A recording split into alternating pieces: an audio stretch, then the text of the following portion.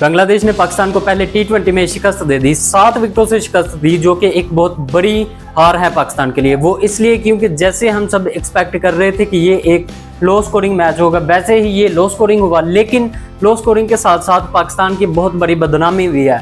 बदनामी इसलिए हुई क्योंकि जब आप बांग्लादेश की बैटिंग देखते हैं, जब आप बांग्लादेश की बॉलिंग देखते हैं, तो वो उसी पिच पे इतना अच्छा डोमिनेट करते हैं कि वो बंदे इतने अच्छे, इतने तगड़े तरीके से वो बंदे ये मैच जीत जाते हैं, आपको पता भी नहीं चलने देते। मतलब ये मैच उन्होंने वन साइडेड जीता, जिसमें आप देख सकते हैं पाकिस्तान बॉलिंग में फेल हुआ, बैटिंग में फेल हुआ, उसके अलावा फील्डिंग तक में फेल हुआ। पाकिस्तान के तो खुद के बैटर्स रन आउट होते रहे। यहाँ पे अगर आप पिच को डिस्कस करते भी, ये स्लो पिच था या ये ज्यादा रन वाला पिच नहीं था, फिर भी आपके पास आपके ऐसे लायक और ऐसे फरमाबरदार, ऐसे इतने अच्छे कमाल बैटर्स थे, जो कि इस पिच को वाकई ही निकाल दिया। उन्होंने अपनी सोच से ही निकाल दिया। उन्होंने पिच के साथ कोई भी कांटेक्ट ही नहीं किया और वो सीधा रन आउट हो गए। मतलब ऐसी पिचेस पे आपके प्लेयर रन आउट हो रहे हैं, जो कि एक बहुत ही अलार्मिंग चीज है। जिसमें आप देख सकते हैं हमारे फखर जमान साहिब वो आउट हुए, उसको आउट करवाया खुशदिल शाह ने। जो भी था, जैसे भी कोई भी आपको पकड़ के जबरदस्ती रन आउट नहीं करवा देता। हाँ, उसमें खुशदिल की भी गलती थी।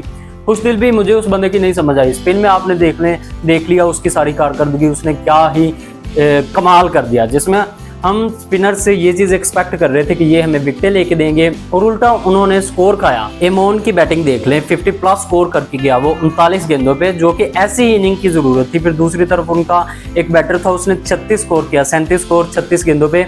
ये भी एक अच्छी बैटिंग थी, जो कि इस ट्रैक पे ऐसे ही की जाती है। अगर आप इस ट्रैक पे हमारे हसन नवाज की तरह आप अंधे मुंह हिट लगाएंगे, मतलब कोई सिचुएशन नहीं देखेंगे, आप सिर्फ बल्ला घुमाएंगे, तो ऐसे ही आउट होंगे। आप दूसरी तरफ उनकी बैटिंग देखें, उन्होंने अपना पूरा होम का एडवांटेज उठाया। अगर आप देखें तो ये पिच इतनी स्लो नहीं थी जितनी हमें बताया जा रहा था। इसी पिच पे उन बंदों ने 15 ओवर में ये स्कोर चेज भी कर लिया। 111 स्कोर, वैसे तो एक्सपर्ट्स की सुनते तो वो कह रहे थे कि बहुत स्कोर है पाकिस्तान, ये लो स्कोरिंग मैच है, इसमें इतना स्कोर भी बहुत होगा इनके लिए। लेकिन वो बहुत ना हुआ, क्योंकि हमारे जो बैटर्स थे उन्होंने तो अपने गंद कर ही लिया था।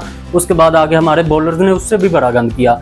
सिवाय सलमान मिर्जा के और अब्बास अफरीदी के कोई भी बॉलर हमें नजर नहीं आया। जो हमारा ऑल टाइम प्रॉपर एक स्पिनर लेके गए थे हम, वो अबरार अहमद, उसने भी गंद किया। जिस जगह पे एक आपको स्पिनिंग कंडीशन मिल रही है, वहां पे आपके स्पिनर विकेट लेस रहे, तो आप इस चीज को क्या कहेंगे? मतलब आपके वो स्पिनर जो कि जिनको ऐसी कंडीशंस पैराडाइज लगनी चाहिए, वो वहां पे आके ऐसा गंद कर रहे हैं, ऐसा गंद कर रहे हैं कि कोई एक भी विकेट नहीं लेके जा रहे। यार कुछ तो विकेट्स लो, हमें भी पता चले कि ये स्पिनर की कंडीशन है, आपको मदद दे रही है।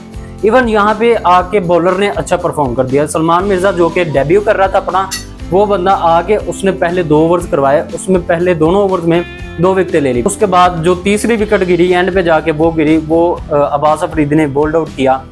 अब्बास अफरीदी की मैं बात करना चाहूंगा। यार ये इतना मजेदार बंदा है, और एक ऐसे जंगजू प्लेयर का ये भांजा भतीजा है जो कि उमर गुल था, वो भी ऐसी सेम ही चीज थी। मतलब वो बॉलिंग में भी आके अपनी पूरी जान लगाता था, और दूसरी तरफ बैटिंग में भी जब उसे मौका मिलता था तब वो बंदा छक्के लगा लेता था। ऐसे ही आज अब्बास अफरीदी ने भी किया। वो बंदे उसका ये रोल नहीं होता कि उसने आके छक्के लगाने हैं या उसने पावर हिटिंग करनी है।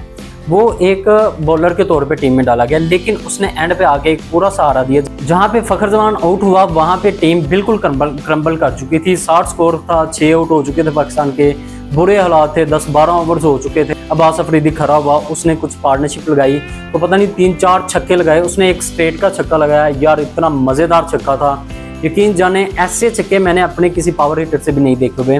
फिर उसने एक पुल शॉट पे छक्का लगाया, एक लेग पे छक्का लगाया।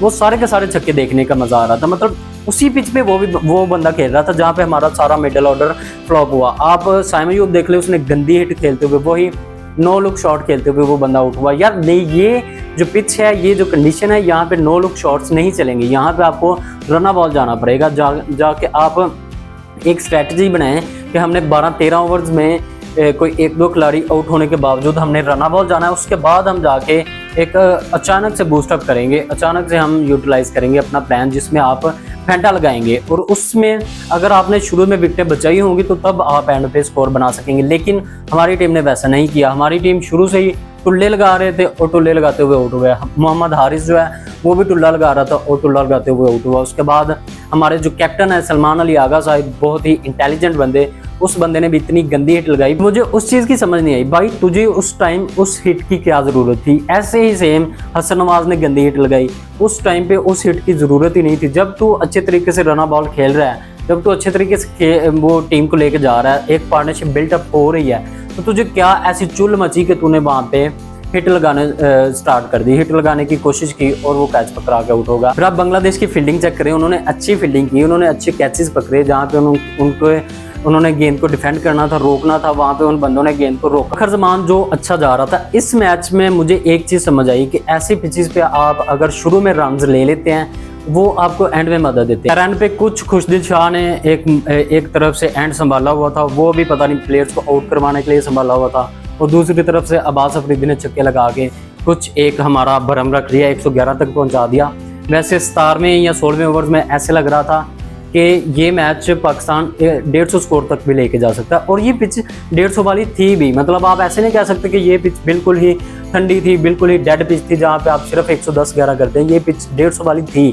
जैसे बांग्लादेश ने बैटिंग की, ऐसे ही अगर पाकिस्तान रन बॉल भी करता तो ये पिच आपको 130, 40, 150 तक भी लेके जा सकती थी, जो कि एक डिसेंट स्कोर हो सकता था, जो आप डिफेंड कर सकते थे। लेकिन हमारे प्लेयर्स ने वो पता नहीं कौन सी एक मेंटालिटी के साथ आए हुए थे। एंड पे हम जब हमारे कैप्टन की पोस्ट मैच एक कॉन्फ्रेंस सुन रहे थे, उसमें उस बंदे ने कहा कि हमें पता था कि ये पिच ऐसी होगी। भाई वो वैसी पिच नहीं थी जैसा आप सोच रहे थे, इतनी गंदी पिच नहीं थी। यहाँ पे बैटिंग के लिए कुछ ना कुछ था। हमारे फ़हीम अशरफ को मैं कैसे बोल सकता हूँ, उसने बैटिंग में भी इतना गंद किया को पता नहीं 15 गेंदें खेल के को 5-7 स्कोर किया, और बॉलिंग में उससे भी ज़्यादा गंद किया। जहाँ पे उनको स्कोर की ज़रूरत थी बांग्लादेश को, ये बंदा आता था उनको स्कोर दे देता था। ऐसे लग रहा था कि ये हमारा फ़हीम अशरफ जो है वो उनकी तरफ से खेल रहा है हमारे पास। मुझे फिर नवाज की समझ नहीं आई। नवाज साहिब आए, एक तो अरसे बाद उनका कमबैक हो रहा है, फिर वो आए, आके उन्होंने 2-3 गेंदें खेली और रन आउट होकर चले गए। जहाँ पे आपकी पिच आपको विकेट दे रही है, वहाँ पे ये बंदे पिच को जज ही नहीं कर रहे, पिच को बिल्कुल मैच में आने ही नहीं दे रहे, वो वहाँ पे अपने आप ही विकेट दे के जा रहे। खैर बांग्लादेश ने प्रॉपर क्रिकेट खेली, मज़ेदार क्रिकेट खेली, जिसमें उन बंदों ने अपने सारा मतलब जो उनका होम एडवांटेज था वो पूरा का पूरा उठाया। पाकिस्तान को चारों खाने चित किया, ना बॉलिंग में हिलने दिया और ना ही बैटिंग में हिलने दिया। बैटिंग में तो हमारे बैटर्स की भी कुछ गंदी हरकतें हैं, कुछ गलत हरकतें हैं। अगर यही अपने कुछ कंट्रोल कर लेते, अपनी बैटिंग पे कुछ समझदारी के साथ खेल लेते, तो ये एक 140-150 का टारगेट खड़ा कर सकते थे। लेकिन इनको ऐसी अकल कौन दे। हाँ, कुछ कमेंटेटर्स या फिर कुछ ऐसे क्रिकेट फैंस जो हैं वो बातें कर रहे हैं कि बाबर और रिजवान को होना चाहिए था ऐसे मैच में। वो अलग चीज़ है कि वो ऐसे मैचेस पे ऐसी कंडीशन में आके परफॉर्म कर देते थे। वो यहाँ पे आके विकेट रोक लेते थे, वो आके अच्छा परफॉर्म कर देते थे, क्योंकि वो रन बॉल करने वाले प्लेयर्स हैं। लेकिन हमें चाहिए मॉडर्न डे क्रिकेट वाले प्लेयर्स, जो कि ये सारे हैं। अगर हम इन सब को इस मैच से जज कर रहे हैं तो ये भी गलत चीज़ है। मैं आपको ये नहीं कहता कि ये प्लेयर्स इस मैच में फेल हुए तो इनको टीम से निकाल देना चाहिए, क्योंकि ये प्लेयर्स ऐसे हैं, ये जो जिस कंडीशन पे खेल रहे हैं ये बिल्कुल एलियन कंडीशन है इन प्लेयर्स के लिए। अगर यही प्लेयर वर्ल्ड कप में डाले जाएंगे तो वहाँ पे ये परफॉर्म करेंगे, क्योंकि वर्ल्ड कप में आपको इनसे बिल्कुल डिफरेंट कंडीशन मिलेगी, जहाँ पे आपको बैटिंग में मदद मिलेगी, तो वहाँ पे हमारे ये प्लेयर्स चल सकते हैं। इसलिए इस सीरीज से हमें इन प्लेयर्स को जज नहीं करना चाहिए, इनको मौका देना चाहिए। फ़हीम अशरफ की मुझे नहीं समझ आ रही, उस बंदे को दफ़ा करना चाहिए। दूसरा, हसन नवाज को कुछ दिमाग से खेलना सिखाना चाहिए कि भाई कभी ऐसी सिचुएशन भी बनती है कि आपको थोड़ा दिमाग से खेलना पड़ता है। पाकिस्तान ने 110 स्कोर किया, उसके बाद 111 का टारगेट दिया, और वो आके बांग्लादेश ने 15 ओवर में पूरा कर लिया और बता दिया कि भाई ये स्लो पिच में ही थी, जैसा आप सोच रहे थे ये वैसा कोई सीन नहीं था। ये बिल्कुल अच्छी पिच थी, बैटिंग के लिए भी अच्छी थी, बॉलिंग के लिए भी अच्छी थी। और एक और फैक्टर था जो कि ड्यू का फैक्टर था। दूसरी इनिंग में ड्यू फैक्टर भी आया था, जहाँ पे प्लेयर से हमारे बॉलर से गेंद पकड़ी नहीं थी जा रही, अच्छे से ग्रिप नहीं थी हो रही, इस वजह से उनके हाथों से स्लिप हुई और वो उनसे गेंदें नहीं सही हुई। ये तो एक बहाना उनको भी मिल गया।